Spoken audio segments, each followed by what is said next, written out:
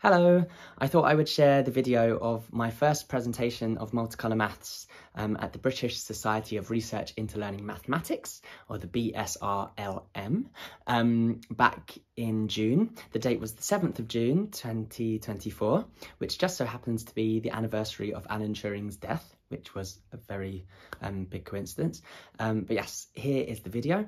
There's a ticker tape thing going along the bottom just because I'm trying to find funding for research and collaboration with a university or an organisation. So if you know anyone that you think that might find this video interesting, then please do pass it on to them. And yeah, get in touch if you would like to. Enjoy the video. Thanks. Thank you. Yes. Awesome. So thank you everyone for attending this session. We have Brook, who's going to talk about colours, and 25. Yes. Yeah. Colours. 25 minutes. And I'll give you the sign of 5 of those, and then we have time to chat. So just a heads up, I've prepared a 40-minute presentation, but we're going to cram it down to 25 minutes to keep it open. I don't actually know how I'm here because I'm not a maths person at all. There's books here if you want to just see up close, if you want to just, as we go through. This is just like a version of what it came out as, but it's kind of developing since then. I'm probably not making much sense, but imagine you are 8 years old, or you're just in primary school, and you think maths is the worst thing ever, can't do it, I'm bad at maths, but you're a child, and kids love painting, and kids, and just love theatre, and storytelling, and animals, and characters. So imagine you say, okay, right, so I know you're not liking maths, let's forget about the maths that we know. This is an introduction to a new way of doing maths.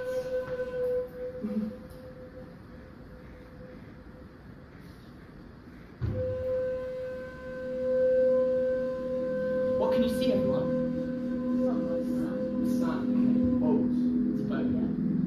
Water. Reflection. Right. Yes. Triangle hat. Right. Straight line. Where's the straight line? Oh, it's Charles! Oh, it's not. Oh, some peacock feathers.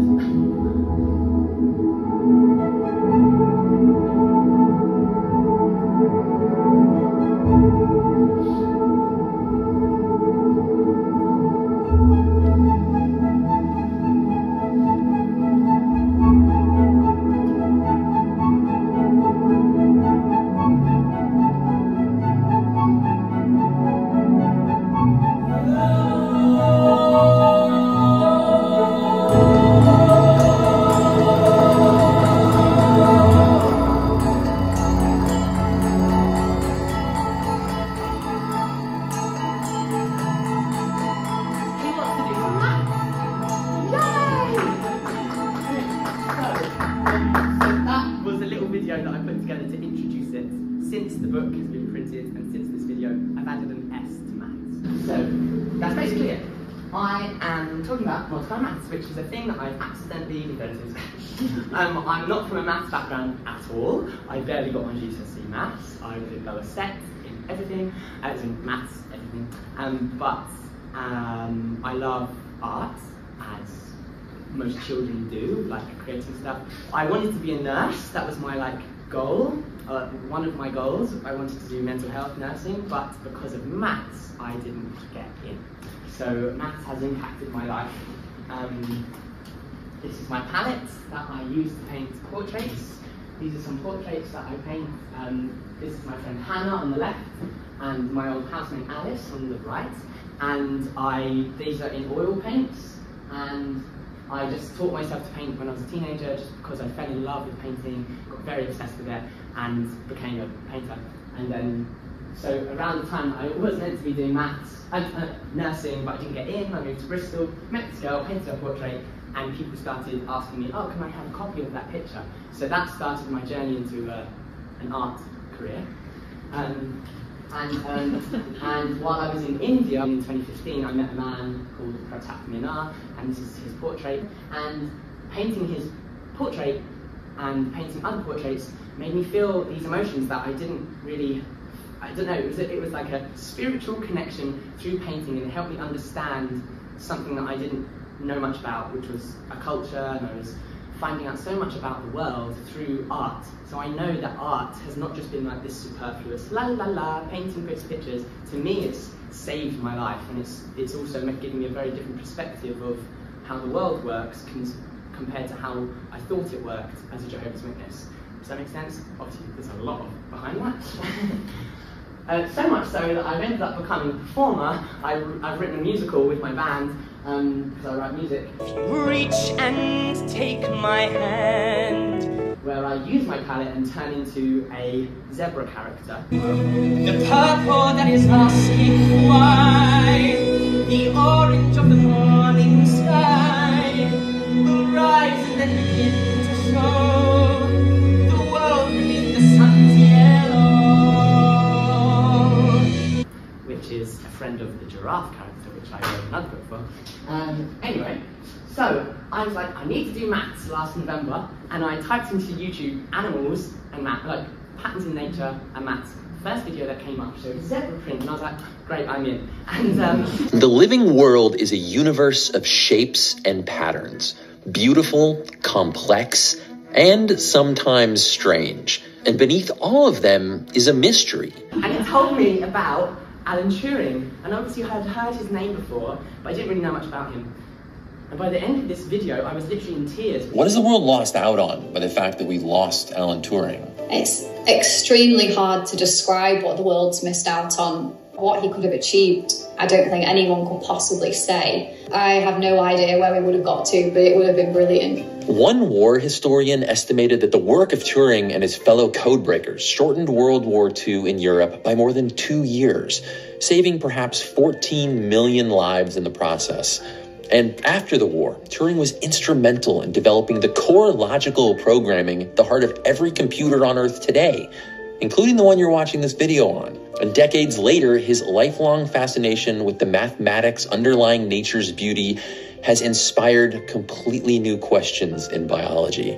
Doing any one of these things would be worth celebrating. To do all of them is the mark of a rare and special mind. One that could see that the true beauty of mathematics is not just its ability to describe reality, it's to deepen our understanding of it. And then he got arrested because he was gay and chemically castrated and then killed himself.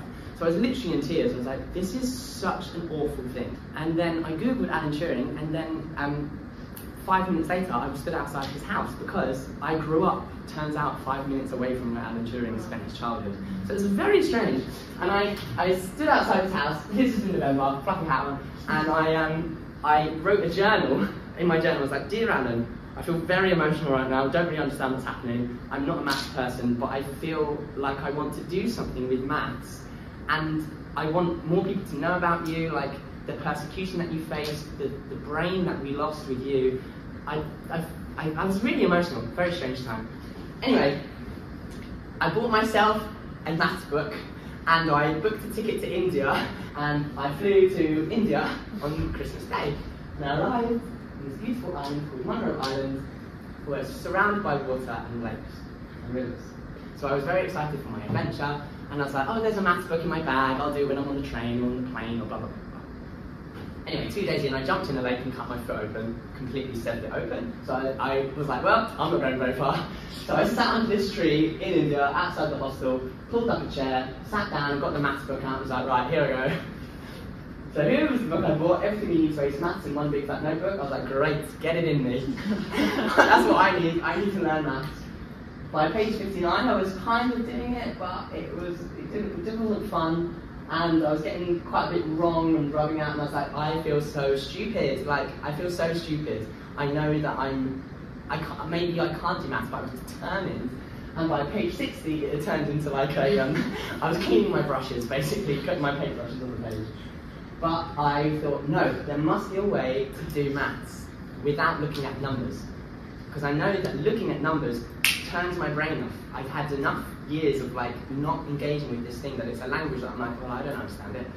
So but I was like, I love painting. And loads of my maths sciencey people was like, oh, maths is just patterns. So all very well saying that, but I don't see them. To me, patterns are colours and shapes. So I took my palette and I counted the colours and I painted out the light spectrum. and including white, black, and brown. So we have white, 0. 1, black, 2, brown, 3, pink, 4, red, 5, orange, 6, yellow, 7, green, 8, blue, 9, purple. I was like, that's 10 colours. That's a 10-based system. And then, so literally on the 31st of December last year, as the sun was setting, I came up and I was like, right, there's my 10-based system. I'm going to find a way to do maths with this colour-based system, because they're all differentiated enough to be colours. Am I missing out any colours there? Apart from the fancy terms like magenta and teal, am I shoehorning any in? Would you say? Pink was the last one that I thought, is pink a colour? And I was like, it's a shade of red, but Barbie has got a whole brand about it. I think we're at a time where we recognise pink as a colour. And I just recently spoke to an art historian, and she was like, wow, this is fascinating. But she was like, throughout history, and the human's brain's ability to recognise colour has evolved. We didn't always see these colours. And instead, in some cultures, very small places, they still don't recognise blue as a colour because they don't engage with it enough. In their culture, they don't engage. Whereas, like, so we've got to a point in human evolution where we have enough differentiations of colour recognition. And it just turns out there's 10 of them. Right. And also, the amount of pigments available. Like, in history, the pigments that we use in crayons now have not always been available to use. Whereas now, we're fortunate enough to live in a place and a time where we can use these colours. Obviously, in this country, we're very privileged because we have access to like so much material. In other countries, maybe not so much easy access. So here's the basic 10 system. If you want to copy it down, you can. I am rifling through, like going really fast through this, but there's books with it out. But basically, 0 is white because it's like nothing. It's like nothing. And then 1 is black. 2 is brown, 3 is pink, 4 is red, 5 is orange, 6 is yellow, 7 is green, 8 is blue, 9 is purple. Or you can just take a picture, yeah, true. Got technology. And it's in the back of this book as well. It's in the back of that. In a little handy bookmark. Anyway, so, and that's it. And as the sun was setting, I thought, oh, that's nice. 5 is in the middle, like the setting sun, and because I had to make a poem out of everything, the sun is setting, there it goes, orange, right, just as it grows. Anyway, then I had this idea, I was like, right, if I'm going to go back to the very beginnings, I need to go right back simple. So I went and wrote out all of the calculations that are just literally 1 plus 0 through to 9 plus 9. Here's 12, but ignore that one. And I wrote it out, and then I painted it, and I looked at the answers, and I thought, what patterns can I see? And it's not very clear on here, but that was the first time that I painted that, and I could slowly see these shifts of colours. I was like, I can see movement in the colours now as a result of these things. Then because I was still sat at this hostel, this girl came up to me and she said, have you heard of Vedic maths, an ancient Indian method of learning maths? Which is where they master the essential calculations. Before they move on, you have to master these things. And it's this table, but not in colour. And I was like, oh great, it's kind of connected to something in an ancient way, but in colour this time. Then, I will sound like a madman, I had a dream that I walked into a gallery and it was covered in these paintings like this. And it was in Bristol, where I live, and I walked up to this painting, and I like dissolved into the painting and flew up into the air, and then all of these dribbly colours started like dribbling up under my armpits over Bristol and over the world, and then it basically looked like this. And then I woke up and I was like, that was maths. It's maths somehow. So then I sat by the lake and I drew out this. This was my first colour calculation, and I tried to understand it. But it moved up. It didn't go left to right, like normal maths and like left to like with reading. It just went smoothly up from the bottom up, like I shot up in space. So, this is an example of a calculation. When a number is just a circle, it's happy as it is. It's not doing anything, it's just whole. So this is just black and it's round. So it's just saying, I'm 1. That's it. It's just 1. And I thought, well, I'm going to add 1 to this, which would, I thought, on top. I'm going to add on top. I'm going to build 1. which would equal 2, which is brown. But then I thought, well, no, because then you can't tell that that second one is doing something. But I was in India, in this little village, and many of the women had bindis on. And some of them were circled, and some of them were pointed round, like this. And so I thought, that's adding. Because it's going from small and it's expanding. Oh, also, Georgia, would you be able to just take pictures for my mum? Just anywhere. Or anyone. If it looks like it's a nice scene, just take a picture. I genuinely can't believe I'm here. So it's like this. So does that make sense? 1 plus 1 is 2. So here we have another example. 3 plus 5, which is orange, equals 8, which is blue. Plus 2. What's 8 plus 2? But what does 10 look like? I don't know. I don't have a colour for 10. But I do have the digits that make 10. So this is 10. So the centre is white, so it's a small number, and 10 on the outside is containing the unit, the 1 unit. Is that right? I don't even know the terms for that. By this time my foot was a bit better, and I could start going around the island. And these temples were fascinating, absolutely fascinating, because they were just using every colour. They were unashamedly using every colour. Something in England, in our culture, we're like, no, you can't put that colour with that one. You can't put that colour. They just like, no, everyone. And it looks great. So I started translating the temples into maths. So I was painting the colours, adding them up, and putting the answer on top. And under here, there was a certain disc, which I painted and became 4,863. And I was like, oh, that's fun. So then I thought, oh, no, hold on. Animals could become... Then I thought, oh, hold on. You could separate animal colours. So a tiger is orange and black, which is 5 plus 1, with a little halo of 6 above his head. A frog, green and orange, 7 and 5, which is 12. And that's when I realised, one of the things I'm really bad at with maths is any answer that jumps above 10. Does that make sense? So like 5 and 7, oh god, I don't know. I know what 5 and 3 is. Oh, so it must be 11? No, hold on. 12. Anyway, see, I still struggle with those. Whereas now I can go, okay, what's green and orange? Oh, it's that frog. So above its head is a brown halo. So the colours can shift me up, and I don't feel stressed. I actually quite enjoy the process. So that it's removed that anxiety where I have to go along a number line. I can actually just go, oh, what can I see in my mind? Does that make sense? What was the first image that I said, what could we see? A boat. So there's a man in a boat. What was that? The sun, yeah. Does anyone remember what colour his green triangle? Yeah. Great. And how long did you see that image for?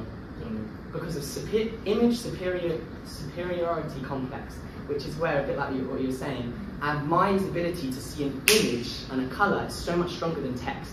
Because text, I mean, I'm not a professional, as you can tell, but my little bit of research is that text is a very, very new thing in humans' ability to recognise. Whereas colour, from ancient times, we would go up to a bush, and if we saw a red thing, we're like, I could probably eat that.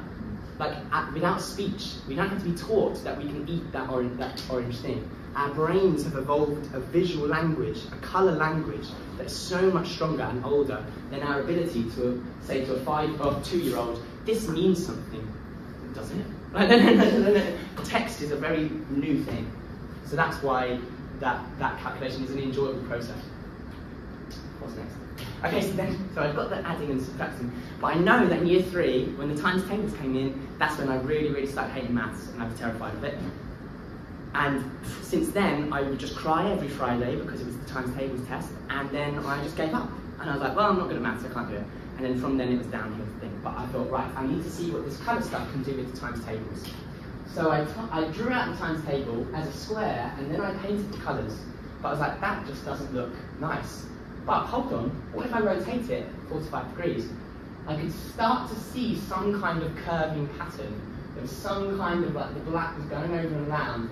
So then I did it again, put it on grey. That's the white. And it looks like a nice, like, rug. Do you know what I mean? Like the beginning of like a Mexican rug. Then the blacks, the browns, 2s, 3s, 4s, 5s, 6, 7, 8, 9. So, oh, nice. There's a pattern there. Still doesn't quite make sense, but I could see the beginning of a pattern in the table that I'd never seen before, because it was at an angle that I hadn't seen it. And as you zoom in, you see these beautiful patterns emerge. This is without the tens units. This is just all this The ones units? How do you say it? Ones units? What's like? Ones. The ones. One. You used to call them tens and ones. Okay, this is the ones. Okay. So then timesing. So I needed a new shape. And to me, the logical thing was a triangle. So this is brown, and it's times 2. So here we have 3 times 2, moving upwards here, is 6, which is yellow. Yellow, 6 times 3, pink, is 18. 10 on the outside, blue in the middle. 8 times 7 is 56. What's wrong with this image? It's a nice image, isn't it? It's a man in a boat. Is there something wrong with it? Don't see the head in the Oh, yes. Okay, so maybe it's not wrong, but what if I told you that that's the actual image? This is upside down. That's the original image. Because the water is so still, it flicks it upside down. Surrounded by this island, I was like, I wonder if this applies to maths. So there we have 6 times 3 is 18. I thought, what if I flipped it? 18 divided by 3 is 6. I was like, is that true? I literally didn't even know that you could reverse the times tables and it was the right thing. I just didn't know that. I'd missed that and I hadn't seen it logically. And I thought, well, if it works up and down, top to bottom or bottom to top, maybe it can work from left to right. And, oh yeah, it can still work from left to right. 6 times 3 is 18. 6 times 3 is 18. And backwards again. And top to bottom. But the other way around. 3 times 6 is 18. I know I'm talking quickly, but there's a lot to get through. 9 times 2 is 18. And then I could go 2 times 9 is 18. I was like, oh wow, I can start making these beautiful images. And then 3 times 3 is that 9. Does that make sense? And the reason that I think it was such a useful process to do is because if I had to just practice these sums like this, I'd do it like this, but then I wouldn't be able to flip it that way and get the right answer. And I couldn't flip it upside down and get the right answer. Because it just means different things. And these symbols, times, does not look like the opposite of divide, but they do the opposite of each other. Plus does the opposite of minus, but they don't look the same. Whereas these do. They can be flipped anyway. So that's plus or minus 5, that's times or divide 7, for example. And then it just led to me making these beautiful images that I was like, wow, I finally found excitement in maths and a beauty, and I could see that it was all flowed. The whole number system, the foundations of numbers, flowed or related to each other. And as an artist, if you feel motivated, you create your best work. Or if you really feel inspired, if you get a commission, can you paint this person for me and my wife for the wedding? No, boring. Like, it's like, whereas if you just like, oh, I love my cousin, I'm going to paint a picture of her, you're going to do a really, you're going to put that effort in. And finally, for me, maths now is something I'm like, oh, if I'm going to work something out, I want to work that out, but I also know that I can create some beautiful artwork. Is that 5 minutes to 20 minutes? Great. And so it goes a bit mad like this.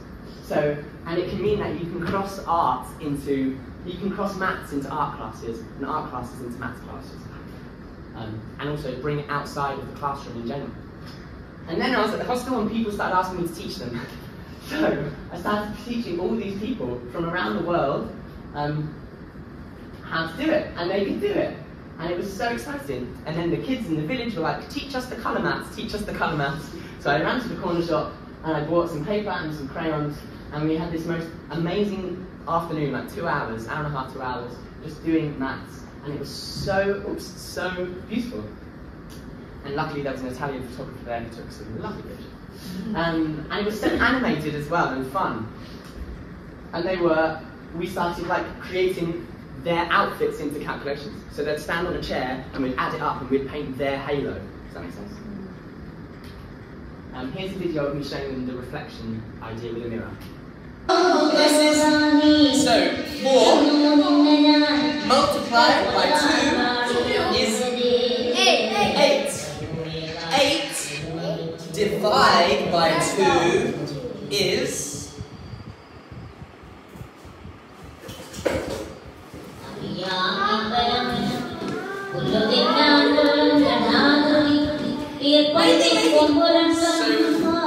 divided by 2 is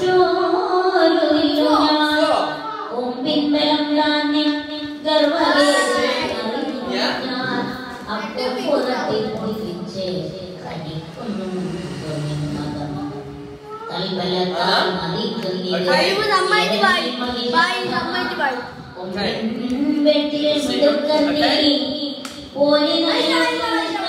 It's 4. Basically, I did something like this. I held up the image that says this.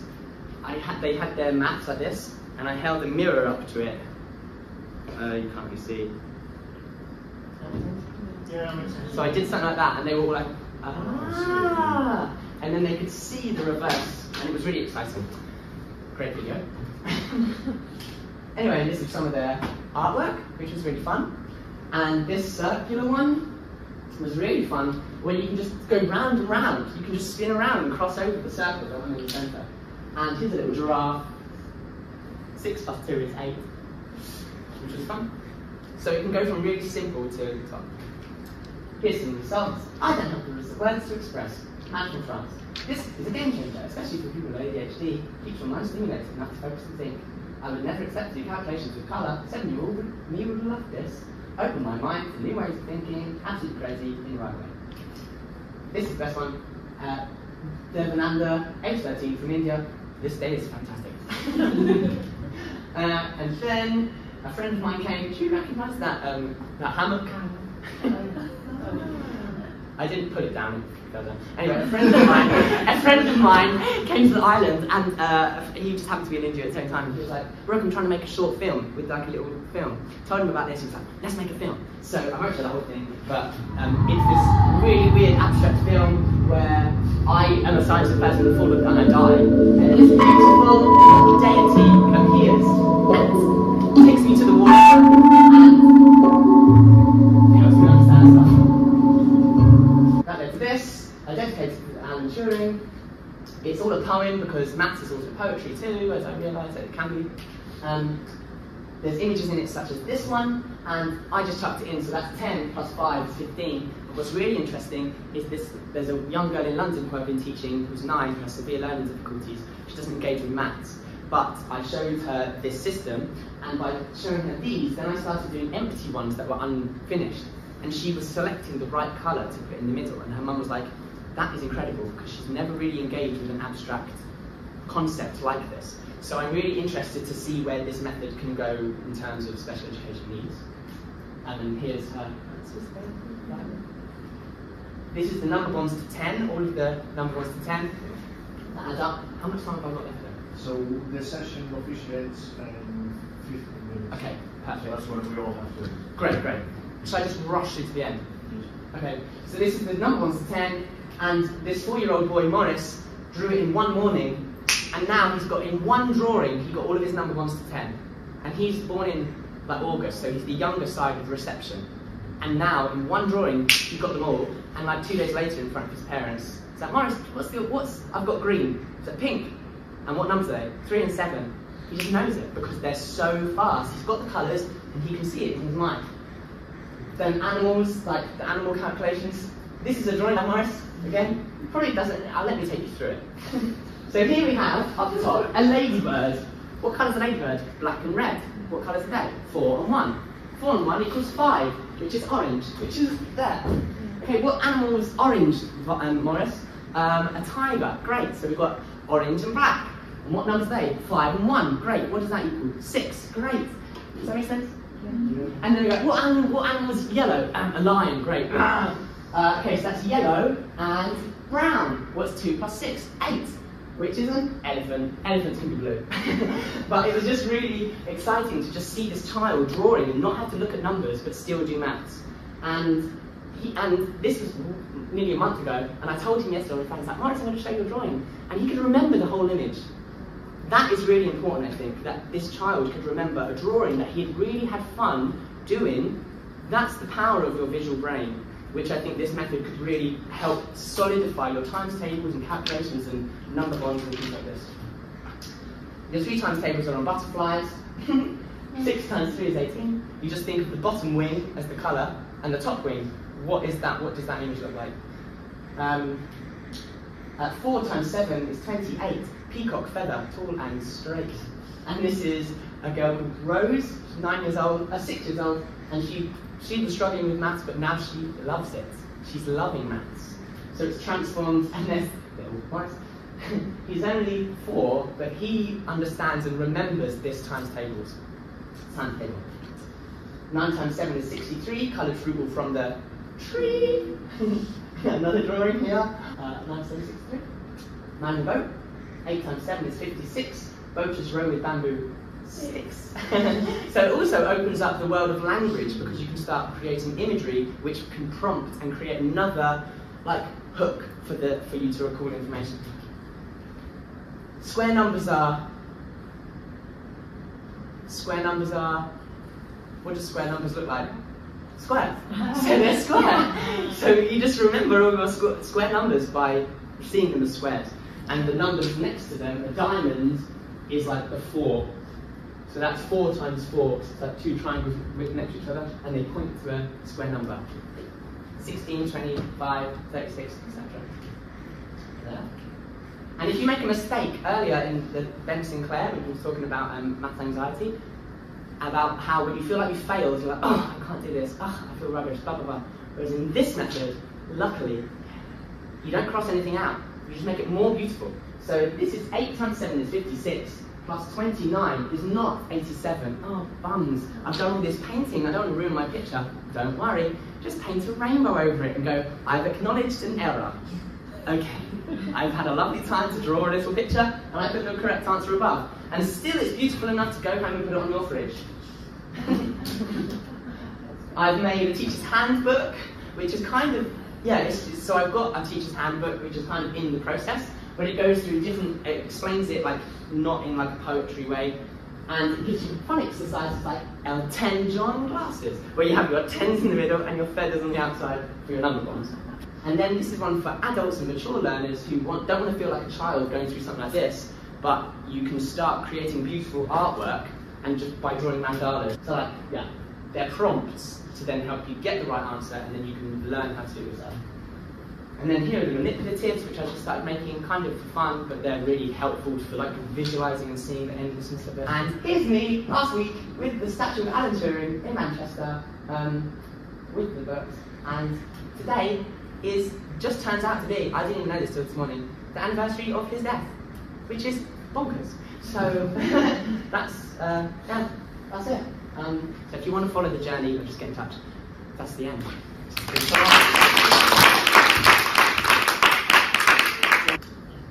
Thanks. They're doing really cool things. Yeah. Yeah, it's really cool. Oh, thank you. I was so nervous coming here because I was like, oh God, all these people with PhDs now. Well, I'm a You can do a PhD in that. So, yeah. It's been a nice journey. You haven't finished yet, mate? No. No. I'm excited to see where it will go. I hope that one day people will just start going to exhibitions of maths exhibitions. There's a kid that's doing maths, or I feel like it would be a beautiful way to have it as like that video at the beginning. If if primary school kids understood this to maybe even just to a simple level, they could go in, and if you've been to on Leicester Square, there's the big visual TV room where it's just giant projections all around you. It'd be amazing to go with a 7-year-old who understood it and go in with their parents, and it just goes and it happens around them, and oh yeah, I understand this. It's not too difficult, but they would be so motivated.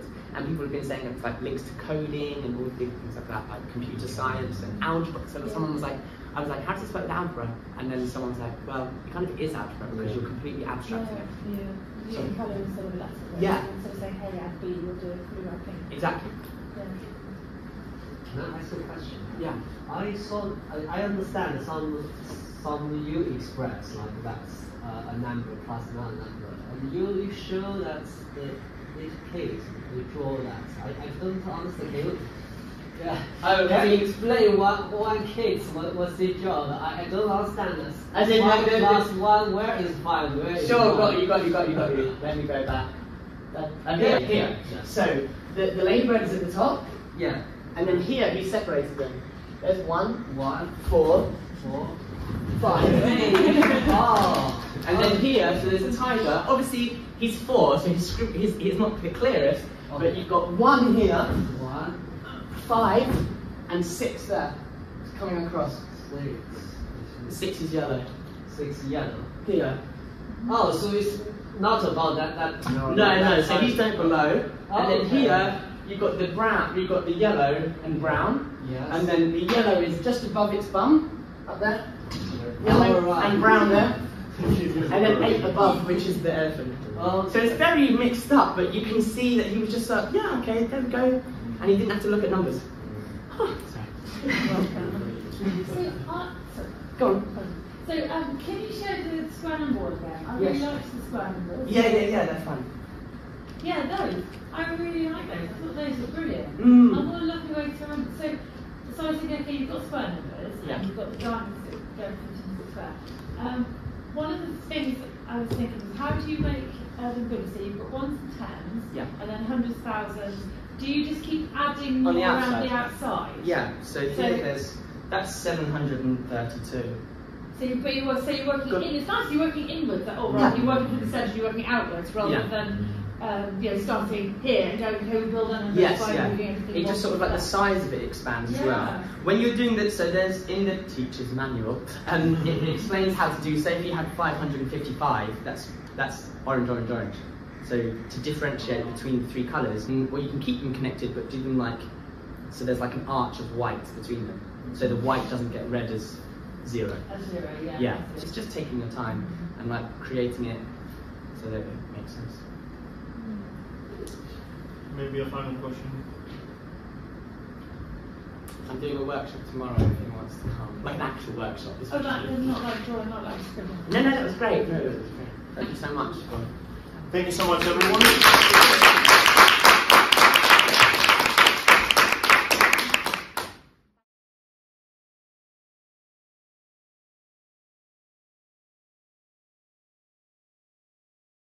Hey everyone, I just thought I'd put a little video together to compile all of the workshops and things like that have been happening here at the gallery, which have made me so happy, honestly.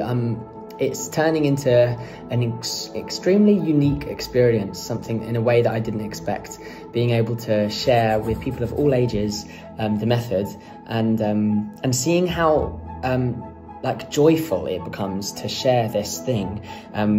And being able to recognise in others, and no matter what their age, the moments of like a penny dropping or an idea fitting creatively or mathematically, or both together, as I'm realising it is all mixed, and just recognising the joy that I had when I started learning through this method. Ooh, this is great. I love things like this. And seeing what it's becoming in the hands and the fingertips and the literal paintbrushes of others. Fill it in, colour it in. So yeah, it's been a complete joy, and I can't wait for it to continue. Well, I don't need to wait for it to continue.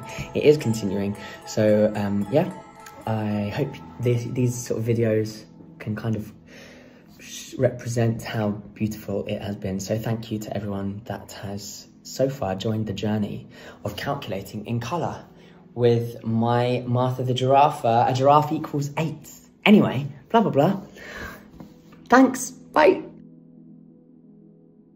This one helped me learn something, that the Multicolour Maths method even works at very complex levels that even I don't quite understand. Hey everyone, my name's Brook Tate, and a few months ago, about a year ago, I had a dream that I walked into this gallery in Bristol, and I had an exhibition on, full of paintings that I didn't recognise but I knew that were mine. And then there's a painting on this wall that looks just like this. And I walked up to it and I melted into it and I floated up into space, up into the sky, and then all of these dribbling patterns came dribbling down below me. And I woke up and I thought, I think that's maths. And eventually, over the next few weeks, that was in January, it kind of resulted in a whole maths method which works. Somehow it works. And I was in India at the time, and I was painting lots of paintings to try and work out how it all fitted together. And then I started teaching children, and then it's been this wild journey ever since. So I thought I would quickly just show you the paintings that I've made. All of them, I keep making them, and I carried them back from India in this tube, and yeah, I keep painting them and moving them around. So I'm selling each one, so if you would like one, then I can post it to you. And once you learn it, I think you can read it. So things like this are all maths. So this is just a bunch of numbers all relating to each other in a bit of an explosive way. And this is pastel on paper. This one isn't actually for sale, because I feel like this one helped me learn something, that the multicolour maths method even works at very complex levels that even I don't quite understand. This is a representation of square numbers, which is 64. So they're all connected here and all fit together. This is actually a painting of an Indian man I did a few years ago, the first time I went to India, and that's oil painting on canvas. But this one, yeah, that's a print of it. Here's the book, but I'll talk about that later. And here's a watercolour on paper, very simple. 13 plus 5 is 18. 18 minus 5 is 13. Here's another vertical one. Lots of them work in my mind as vertical, but they can work in any direction. So you can read them in any direction. And here's 3 plus 5 is 8. So some of them are very simple.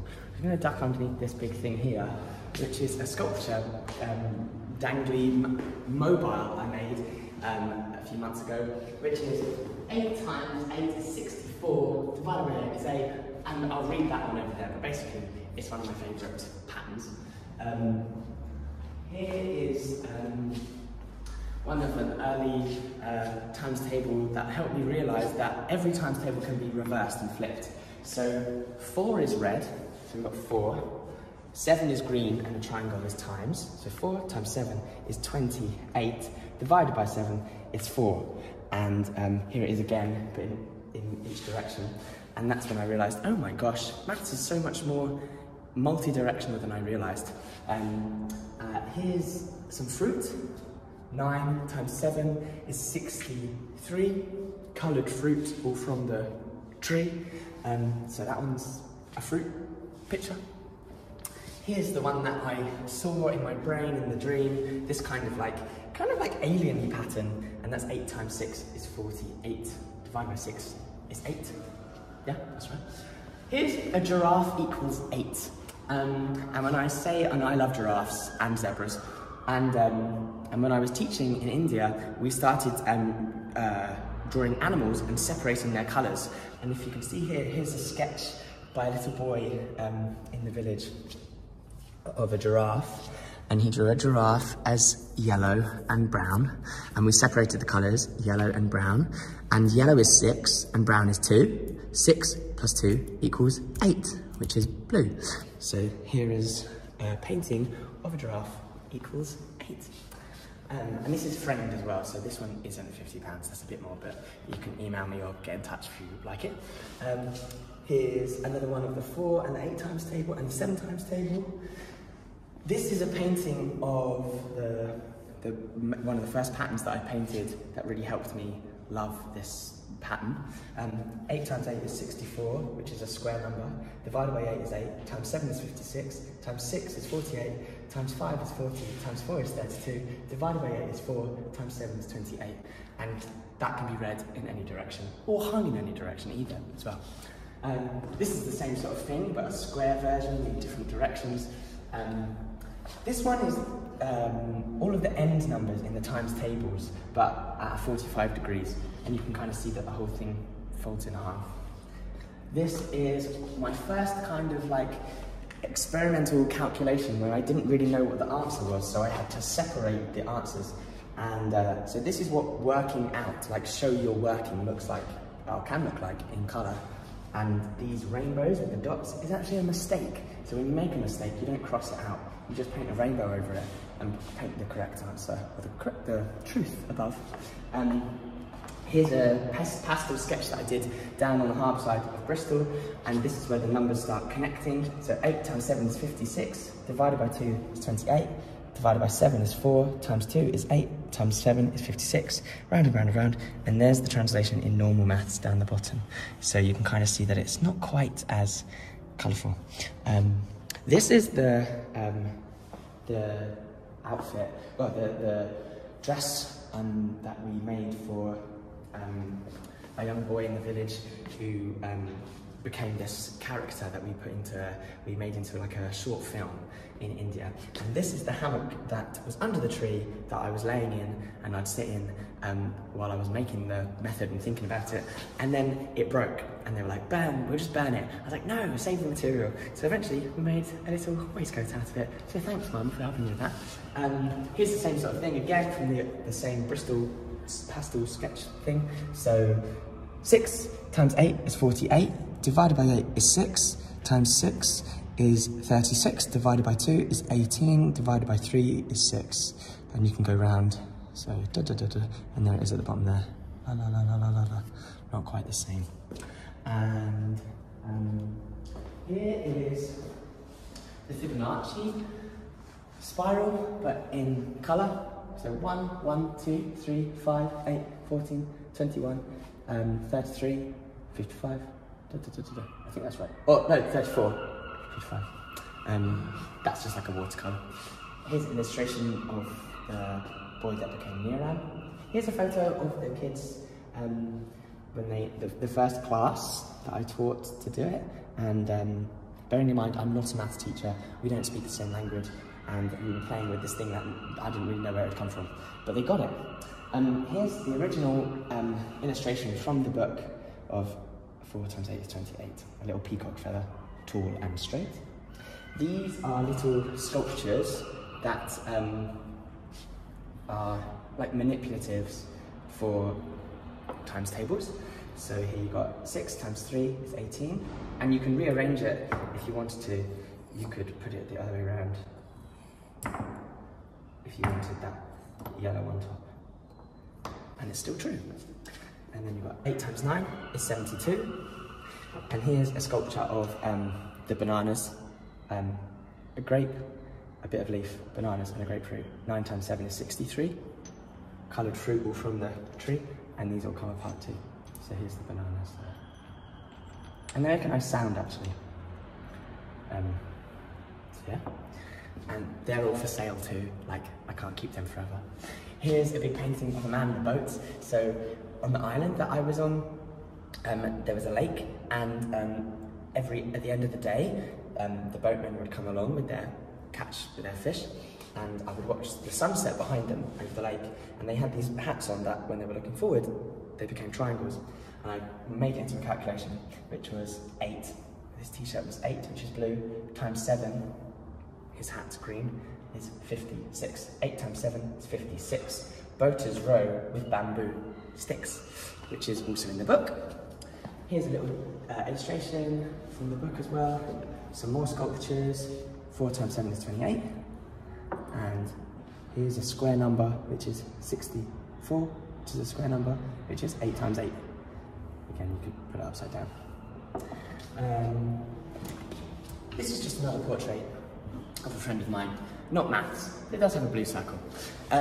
So, yes, and finally, so here are these big sculptures. Well, this is the big sculpture of the times table, the 8 times 7. You've got a light blue, if you wanted, or a dark blue, and they all come apart like this. And this is, the light is very good. 8 times 7 is 56. And you can do that upside down as well. And here's a little one. 6 times 8 is 48. But they just sound really nice. I would play with them probably too much and break them. So yes, that's it. And the books. And it's so nice to be in a gallery and see other people learn how to do it. We've like filled the table each morning with clean white paper, and then people have been colouring it in and learning the method. And So this is Multicolour Maths on Monroe Island. This includes all of the pictures. So here's the man in the boat there, and the fruit in the tree. Come a bit closer if you like. So here's the fruit in the tree, and the peacock feathers, some butterflies, and yeah, so this one teaches the method. And then this one, which is the new one, which I've just had the like proof of, but is now available, hooray, is a version that takes you through. This was my first sort of, well, an early exploration into the endlessness of the ongoingness of the times tables and how the numbers all connect, which I translated into this giant painting here. And the really exciting part of that was the fact that I just didn't realise how beautiful and endless the pattern was. So I've made this book, which has a version of that pattern on the front. And it teaches you step by step, really simply, how to do it. And it's a colouring book, so you're engaging with it. And you can turn the whole book upside down and it still makes sense. So it takes you through all the different things that you need to learn, the different shapes, which there aren't actually that many, and it's quite simple. And by the end of it, you can learn to do your own drawings. Whoops. So here's a frame for you with your first colour calculation. And yeah, so by the end of it, you can do all these big things. And even, as one new mathematician has discovered, you can make beautiful pictures of animals out of it too. So it's kind of endless. Possibilities are endless. So both of these are available on multicolourmaths.com. And yeah, I love maths now so much. I hope you do too. And ping me an email, share with your friends. Yeah, welcome to the colourful world of multicolour maths. Thanks for coming.